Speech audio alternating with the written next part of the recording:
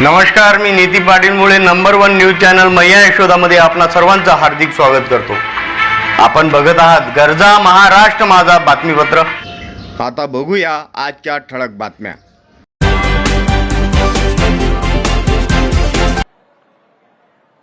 स्वातंत्र्य चळवळीत आपल्या आदिवासी बांधवांचं अपूर्व असं योगदान आहे। भगवान बिरसा मुंडा यांनी जल, जंगल आणि जमीन या आपल्या न्याय हक्कांसाठी ब्रिटिशांच्या राजवटी विरोधात एल्गार पुकारला। या महान क्रांतिकारी भगवान बिरसा मुंडा यांची आज जयंती देखील आहे।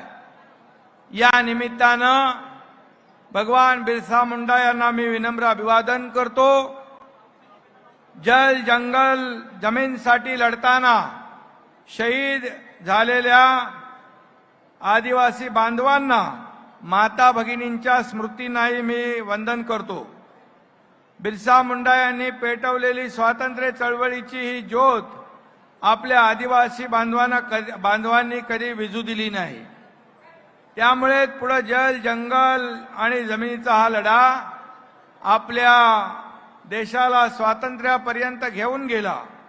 इथं सगळ्याच आदिवासी बांधवांच्या जमातींची यादीचा उल्लेख करणं शक्य नाही, पण गोंड, भिल्ल आणि अशा देशभरातील अनेक वेगवेगळ्या जमातींनी ब्रिटिशाविरोधात बंड पुकारलं, निकराचा लढा दिला। स्वातंत्र्य चळवळीतील आदिवासी बांधवांचं हे योगदान जे आहे हे लक्षात घेऊन आपल्या आदरणीय प्रधानमंत्री नरेंद्र मोदीजी यांनी गेल्या वर्षापासून आदिवासी गौरव महोत्सव साजरा करण्यास सुरुवात केलेली आहे। याच आदिवासी बांधवांच्या शौर्य, धैर्य आणि त्यागाला नमन करण्यासाठी हा महोत्सव अतिशय औचित्यपूर्ण ठरेल असा मला विश्वास वाटतो।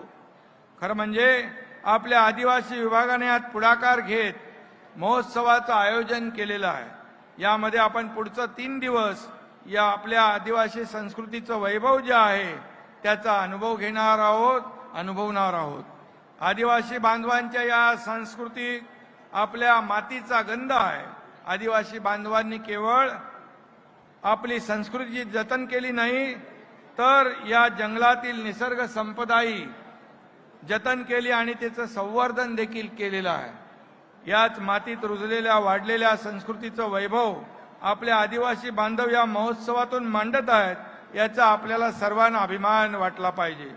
आपल्या आदिवासी बांधवांचं हे वैभव हस्तकला प्रदर्शन, पारंपरिक नृत्य स्पर्धा आणि लघुपट महोत्सवातून नक्की उलगडेल। या महोत्सवासाठी मेहनत घेणाऱ्या आमच्या आदिवासी विभागाचे मी अभिनंदन करतो। आदिवासी विभागाचे मंत्री गावित साहेब यांना देखील मनापासून मी धन्यवाद देतो। खरं म्हणजे मी आदरणीय प्रधानमंत्री महोदयांना देखील धन्यवाद देतो की या राष्ट्रपती आपल्या आदिवासी समाजाच्या मुर्मू मॅडम यांना देखील या देशाच्या सर्वोच्च राष्ट्रपती पदावर विराजमान होण्याची संधी देखील मिळालेली आहे। आणि म्हणून आपल्या या आदिवासी बांधवांचे सांस्कृतिक वैभव जे आहे आज अभिमानाने आपण या ठिकाणी ते सगळेच जण पाहतोय आणि त्याचा आदर देखील आपण करतोय।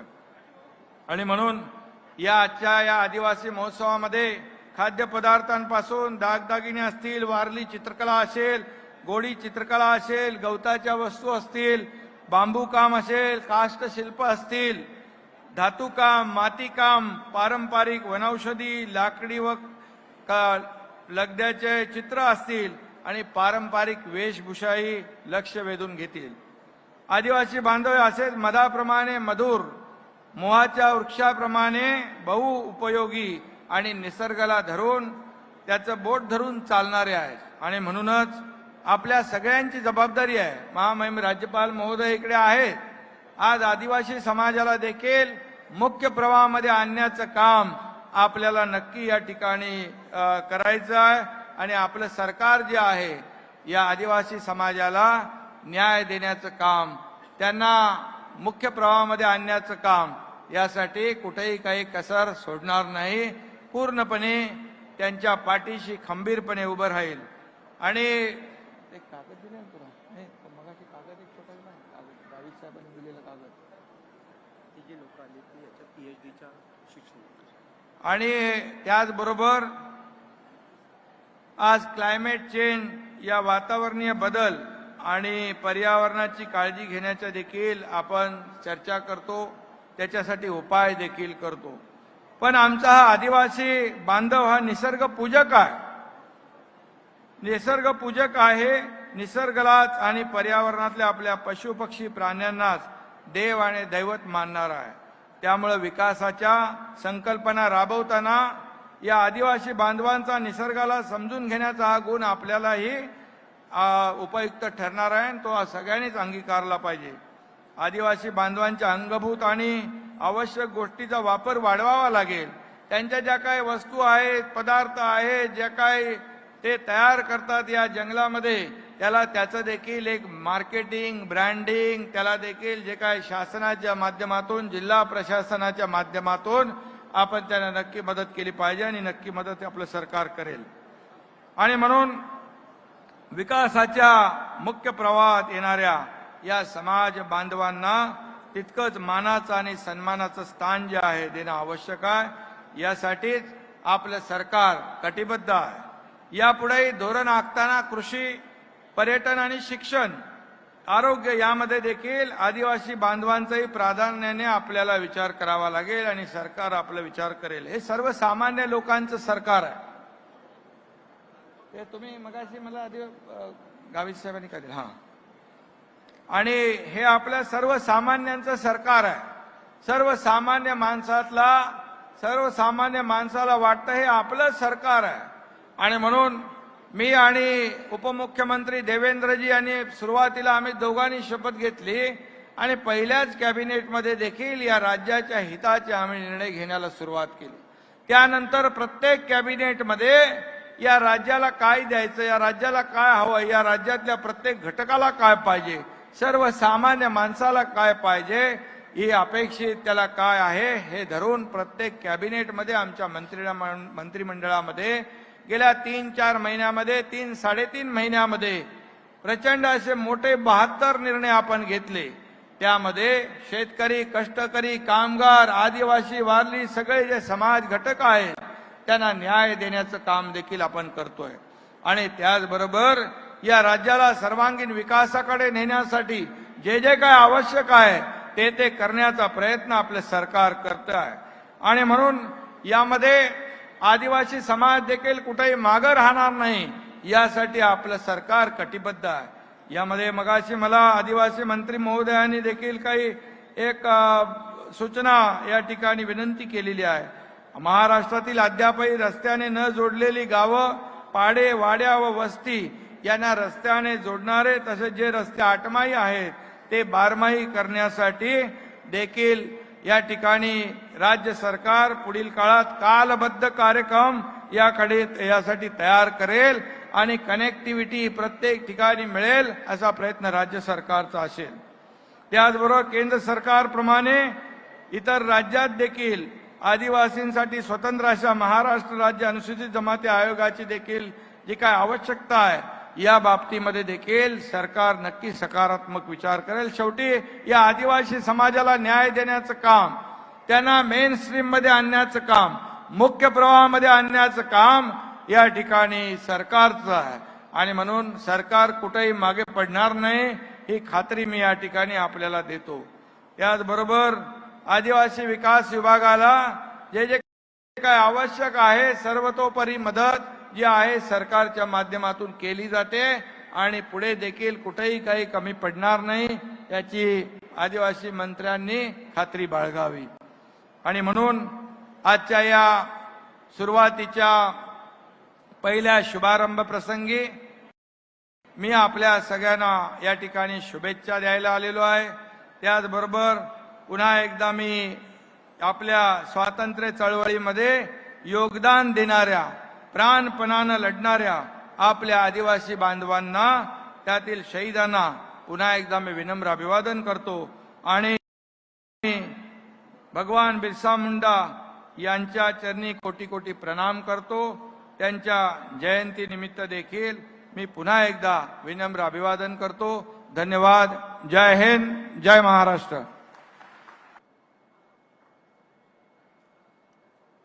बोलो भारत माता की. मैं कहूँगा भगवान बिरसा मुंडा, आप कहेंगे अमर रहें. भगवान बिरसा मुंडा.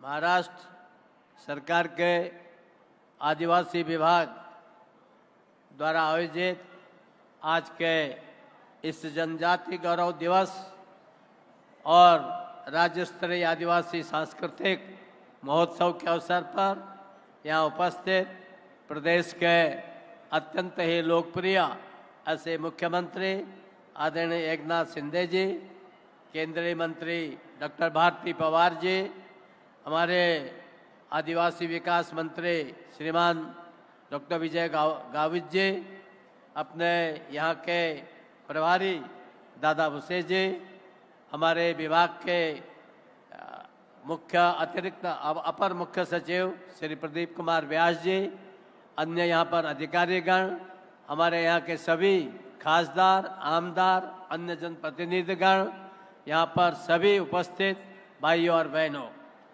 मैं आज सबसे पहले भगवान बिरसा मुंडा जी को प्रणाम करता हूँ, नमन करता हूँ और ये प्रार्थना करता हूँ कि वे जैसे अपने जीवन के केवल 25 वर्ष में ही उन्होंने ऐसे काम किए कि आज वे जनजाति के ही नहीं सारे भारत के भगवान हैं, ऐसे ही भगवान और हमारे आदिवासियों में पैदा करें, ये मैं उनसे प्रार्थना करता हूं. हमारे देश के अंदर ये हमारा सौभाग्य है. आज आप लोग जानते हैं, महाराष्ट्र के लोग कहते हैं कि जो आदिवासी वनवासी हनुमान जी थे वो महाराष्ट्र में पैदा हुए, और तेलंगाना वाले कहते हैं वो तेलंगाना में पैदा हुए. यानी अब धीरे धीरे लोगों में यह लगेगा कि भाई वास्तव में जब से हम लोगों ने कहा, जैसा अभी भारती जी कह रही थी, जब से प्रधानमंत्री मोदी जी ने 15 नवंबर को हमारे बिरसा मुंडा जी के जन्मदिन को जनजाति गौरव दिवस के रूप में मनाया, आज देश में एक नई जागृति हुई है कि भाई देखो ये जनजाति ये केवल वनवासी नहीं, आदिवासी नहीं, बल्कि भगवान राम का साथ देने वाले जिनकी हम पूजा करते हैं वे सीधे हनुमान जी के वंशज हैं, और इनके उत्थान में हमको काम करना चाहिए. यह सारा देश सोचने लगा है. मैं आप सब लोगों को इसके लिए बधाई देता हूं, अभिनंदन करता हूं. आप सब जानते हैं कि हम सब लोग, चाहे देश की सरकार हो, केंद्र की सरकार हो, प्रदेश की सरकार हो, ये बहुत सारा काम हमारे देश के आदिवासियों के लिए, वनवासियों के लिए कर रही है. मैं आपको केवल इतना ही बताना चाहता हूं. हो सकता है, मुझे ध्यान है कि पिछले दिन में नरहरि जी हमारे जो विधानसभा के उपाध्यक्ष हैं, अनेक बार आप ताज्जुब करेंगे, उद्धव जी मुख्यमंत्री थे और ये 20-20 आदिवासी एमएलए को ला करके मेरे पास आते थे और कहते थे राज्यपाल जी हमारी समस्याओं का समाधान करो. अब मैं इनको कहता हूं, भाई नरहरि जरवार जी, आपको मेरे पास आने की जरूरत नहीं है, सीधे एकनाथ को पकड़ो और उससे को काम करो, और मुझे लगता है कि एकनाथ आपका जरूर काम कराएगा. आप जानते हैं हम सब लोग यहाँ हमारे आदिवासियों के लिए, जनजाति के लिए बहुत कार्यक्रम सरकार ने शुरू किए हैं. इस सरकार ने किए, मोदी जी कर रहे हैं, और उससे पहले भी कुछ लोगों ने कार्यक्रम किए. अच्छा सोचा, एफआरए बनाया, पेशा बनाया, उसके अंदर बहुत सारे काम सौभाग्य से महाराष्ट्र में और 2-3 राज्यों में वहां के राज्यपाल को विशेष अधिकार है. और उस अधिकार के कारण से मैंने जब यहाँ देखा, और मैंने देखा कि बहुत से लोग मेरे पास आते थे कि भाई हमारी समस्याएं हल नहीं हो रही हैं, एफआरए के अंदर कष्ट हो रहे हैं, हमको जमीन नहीं मिल रही है, घर नहीं मिल रहा है, और हम जब डीएम के यहाँ जाते, कलेक्टर के यहाँ, वो मना कर देता है, हम किसके यहाँ अपील करें? आपको पता है मुख्यमंत्री जी, अपील डीएम की खारिज की हुई अपील डीएम के यहाँ करनी पड़ती थी। वो तो जैसा उसने पहले किया वैसे दोबारा भी करेगा। मैंने आते ही नियम बदला। मैंने कहा कि अब अगर कोई डीएम किसी की अपील को खारिज करता है, किसी की बात को खारिज करता है, तो उसकी अपील डिविजनल कमिश्नर के यहाँ होगी। अब डिविजनल कमिश्नर के यहाँ होने से मुझे अनेक लोग मिले हैं कि साहब जो काम डीएम ने नहीं किया वो डिविजनल कमिश्नर के यहाँ से हमारा काम हल हो गया। हमारी कोशिश है कि आप लोगों की समस्याओं का समाधान होना चाहिए। मुझे ध्यान है कि मैंने आप लोगों के लिए विशेष अधिकार, आज तक हमारे बहुत से राज्यपाल शायद उसका उपयोग ही नहीं कर पाए, संविधान में दिए अधिकार, तो मैंने 5A के अंदर जो संविधान का पैराग्राफ है उसमें मैंने ये कोशिश की है कि न केवल हमारे कलेक्टर को का अधिकार इनको दिया, बल्कि जो फॉरेस्ट के क्लेम थे वो जल्दी से जल्दी हमारे लोगों को मिले। तो कम से कम पिछले एक साल में 45,267 इतने हमारे फॉरेस्ट राइट्स की सुनवाई हुई, हल हुआ, और कम्युनिटी फॉरेस्ट राइट्स के भी 776 इस प्रकार के हम मामले हल हुए हैं। यही नहीं बल्कि जो हमारे कातकरी हैं, उन कातकरी लोगों की कम से कम 21,591 इतने लोगों का हमने मकान का समस्या हल किया। उनको जो गांव ठान है, नियम बनाया मैंने कि गांव ठान के बगल में अगर गांव के अंदर घर बनाने के लिए जगह नहीं है, हमने कहा गांव ठान में उनको बगल में जगह दी जाएगी। इस प्रकार का भी नियम मैंने अपनी ओर से बनाया। अब मुझे लगता है आप लोगों की पिछले साल, मैं हमारे विभाग को भी बहुत बधाई देता हूं, उन्होंने इस मामले में काफी काम किया, और उस कारण से केवल और केवल कातकारियों के ही लगभग 22,000 से ऊपर उनकी समस्याओं का समाधान हुआ। और मुझे लगता है कि जो हम कोशिश कर रहे हैं, और मुझे पूरा विश्वास है हमारे मंत्री जी और हमारे मुख्यमंत्री जी इन नियमों का ठीक से पालन करेंगे। मुझे बताया गया, पिछली बार बहुत से लोग मेरे पास आए, अभी भी कोई छात्र बोल रहा था कि भाई देखो हमको छात्रवृत्ति नहीं मिली है, स्कॉलरशिप नहीं मिला है। मैंने सीधे कहा है, और अभी माननीय मंत्री जी को भी कहा है, मैंने कहा कि देखो ये छात्रवृत्ति और जो भी सहायता हम जनजाति को दे रहे हैं, आदिवासी को दे रहे हैं, वो नगद मत दो, चेक से मत दो, उनको सीधे डीबीटी में उनके खाते में डालो, ताकि बीच में कोई गड़बड़ी नहीं कर सके। ये मैंने उनको सख्ती से बोला है। और मेरा विश्वास है कि यदि आपको किसी को अभी तक कोई शिकायत हो, वो शिकायत आप हमारे कंप्लेंट हो हमारे मंत्री जी के पास लाइए। नरहरी साहब, आप तो वैसे मेरे मित्र आते रहते हैं, तो ऐसी कोई शिकायत हो, आप निश्चित रूप से, अगर मंत्री जी से भी हल नहीं होता हो, आप निश्चित रूप से हमारे पास लाइए, हम उनका आपका निश्चित रूप से समाधान करेंगे। मेरा आपसे निवेदन है कि हम सब लोग आज अपने वनवासी बंधुओं का, बहनों का आगे बढ़ाने की कोशिश कर रहे हैं। आप में से हर एक को कोशिश करनी चाहिए। आखिर आपकी एक बहन है, आदिवासी मुलगी भारती, डॉक्टर भारती, वो डॉक्टर ही नहीं है, मोदी जी ने उसको मंत्री भी बना दिया है।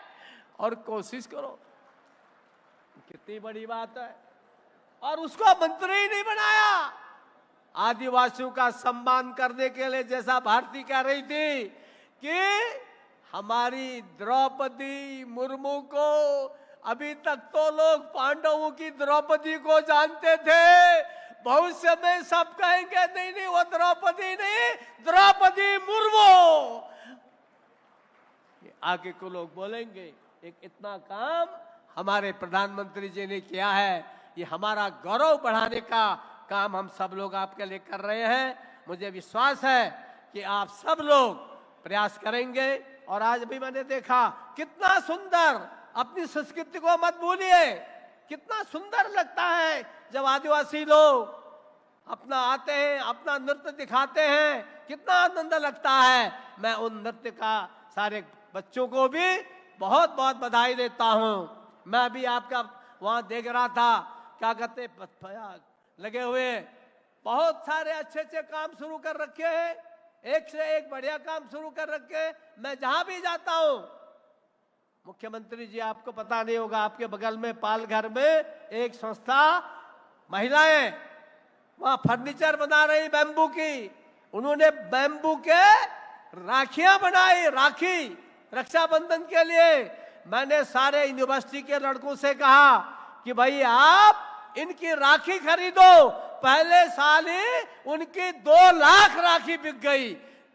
इसका मतलब क्या है कि आप लोग जो काम करेंगे, आप लोग जो उत्पादन करेंगे, उस उत्पादन को हमारी सरकार, प्रदेश सरकार, केंद्र की सरकार उसको मार्केटिंग भी कराने की कोशिश करेगी।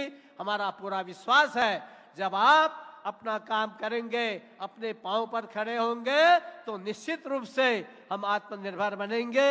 और मेरा विश्वास है कि जिस ढंग से हमारी केंद्र की सरकार काम कर रही है, जिस ढंग से हमारे मुख्यमंत्री जी, उप मुख्यमंत्री जी रोज पहुंच जाते प्रधानमंत्री के यहाँ, प्रधानमंत्री जी ये करो, फला करो, फला करो, आपकी डिमांड को भी लेके जाएंगे। और अब नरहरि जी मेरे पास क्यों आएंगे, कहाँ जाएंगे? मुख्यमंत्री के पास अगर जाएंगे, आपकी समस्याओं का समाधान होगा।